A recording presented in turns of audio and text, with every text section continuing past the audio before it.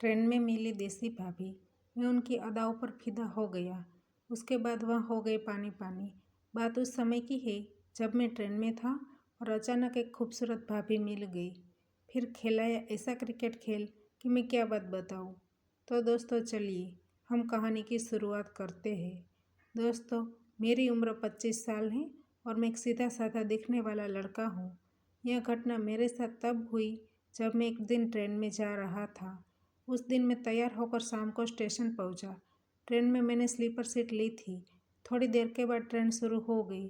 थोड़ी देर के बाद एक भाभी एक बच्चा लेकर ट्रेन में आई और वह मेरी सीट के पास आकर खड़ी हो गई। मैं अपने फ़ोन में चैटिंग करने में व्यस्त था। उसने 2-3 बार मेरे सामने देखा, लेकिन मैंने उस पर ज़्यादा ध्यान नहीं दिया। फिर थोड़ी देर के बाद मैंने उसको मेरी सीट पर बैठने के लिए जगह दी। उसने साड़ी पहनी थी। वह साड़ी में काफ़ी खूबसूरत लग रही थी। वह उनके 2-3 साल के बच्चे को लेकर बैठी हुई थी। थोड़ी देर के बाद हम दोनों के बीच बातें शुरू हो गई। फिर वह कहने लगी कि उसने लव मैरिज किया है और वह शादी के बाद काफ़ी दुखी हो गई है। वह कह रही थी कि उनके पति कुछ काम करता नहीं है और वह जॉब करती है और उनके पति घर पर बैठकर खाता है। अब उसको लग रहा था कि लव मैरिज उनकी ज़िंदगी की सबसे बड़ी भूल थी। इतना कहते कहते वह काफ़ी दुखी हो गई। इसलिए मैंने उसको शांत किया और समझाया, यह सब कुछ नसीब की वजह से होता है। नसीब में जो लिखा होता है वही होता है। अब मुझे थोड़ी भूख लगी थी, इसलिए मैंने भाभी को कहा, चलो हम थोड़ा खा लेते हैं। फिर हम दोनों साथ में बैठकर खाना खाने लगे। वह अभी भी उदास दिखाई दे रही थी। फिर हम दोनों ने खाना खत्म किया और हाथ धोकर वापस आकर बैठ गए।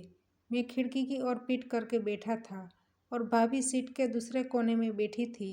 बीच वाली जगह में भाभी का बच्चा सो रहा था। अब मैं उसको देखने लगा था। भाभी दिखने में तो काफ़ी खूबसूरत लग रही थी। अब वह भी मेरे साथ खुलकर बातें करने लगी थी, जैसे मैं उनके घर का सदस्य हूँ।